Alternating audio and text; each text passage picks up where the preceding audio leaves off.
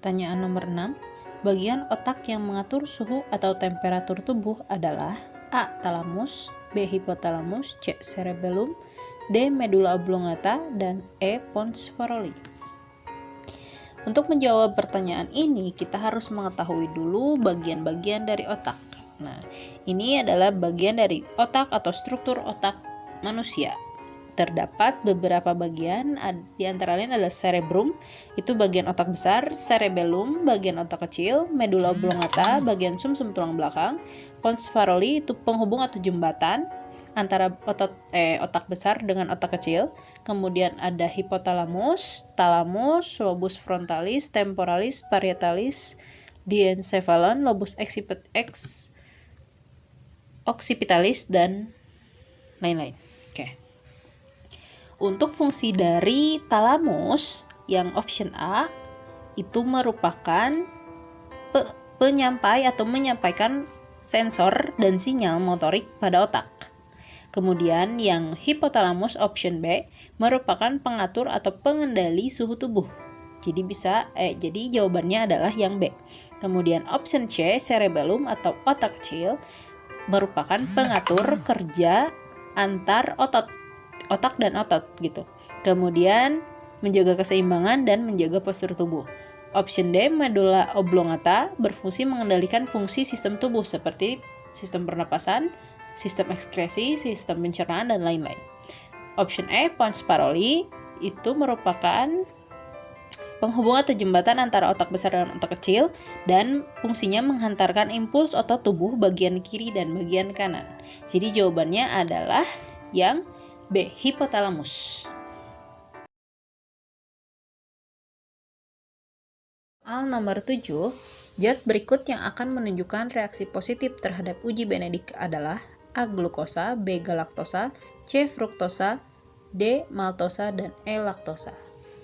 Pada uji Benedict biasanya digunakan ketika kita akan mengetes suatu zat makanan.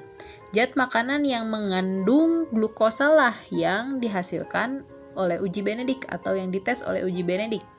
Nah, di sini ada beberapa indikator Benedict test for sugar. Jadi sugar di sini, gula di sini yang dimaksudkan adalah jenis glukosa.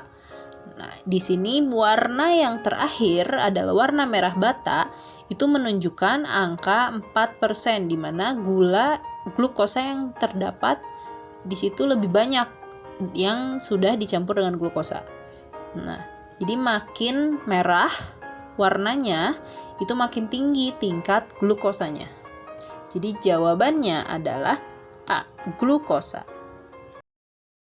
Pertanyaan nomor 8. Di bawah ini data beberapa hormon. 1. Thyroid stimulating hormone, 2. Triodotironin, 3. Luteinizing hormone, 4. Oksitosin, 5. Vasopressin, 6. Hormon gonadotropik. Hormon yang dikeluarkan oleh hipofisis anterior adalah A. 1, 2, dan 3, B. 2, 3, dan 4, C. 4, 5, dan 6, D. 1, 3, 6, dan E. 2, 4, 5. Hipofisis anterior itu berada di bagian kelenjar pituitari yang merupakan kelenjar yang berada di bagian bawah cerebellum atau otak kecil. Nah, di sini kelenjar pituitari ini dibagi menjadi dua bagian. Ada bagian depan anterior dan bagian belakang posterior. Hal tersebut merupakan atau bagian tersebut memiliki beberapa hormon yang dihasilkan. Bagian depan atau lobus anterior itu hormon yang dihasilkannya adalah ACTH atau hormon adrenokortikotropin, thyroid stimulating hormone atau TSH, follicle stimulating hormone atau FLS, luteinizing hormone atau LH, prolaktin, dan hormon pertumbuhan atau GH. Kemudian lobus posterior menghasilkan antidiuretik hormon atau ADH dan oksitosin.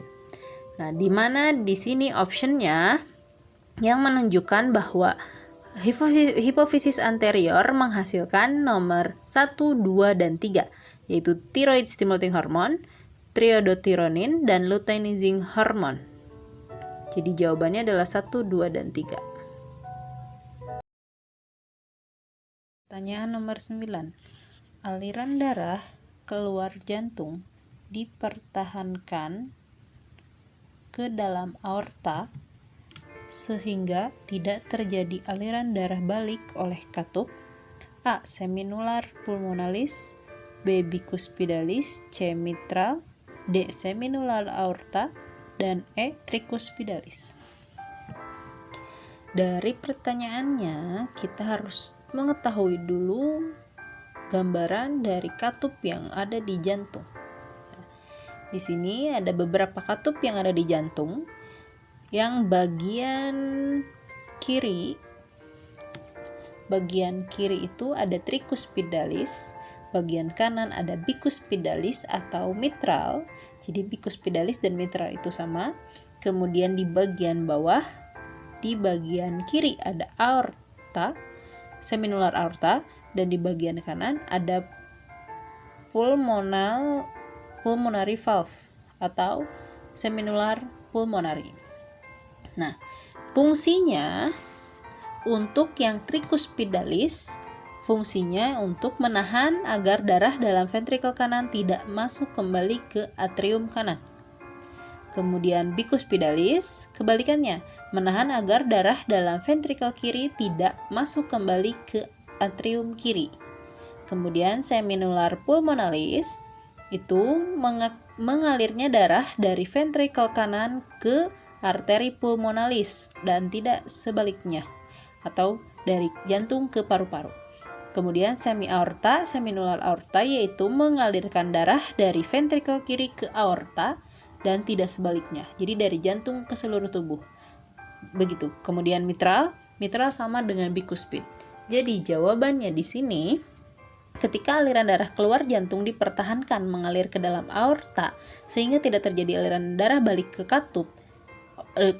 Aliran darah balik oleh katup, yaitu yang D, seminular aorta. Jadi dari jantung ke aorta atau menuju ke seluruh tubuh itu tidak akan kembali lagi karena tertutup oleh katup seminular aorta. Jadi jawabannya adalah D. Pertanyaan nomor 10.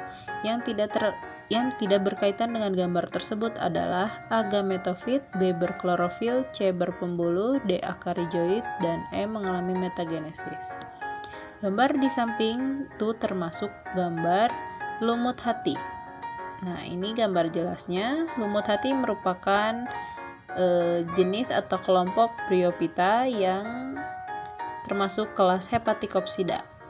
Lumut hati tumbuh di bebatuan yang lembab, kemudian dia berfotosintesis dan mempunyai klorofil, dan dia memiliki gametofit atau fase gametofit dan mengalami metagenesis.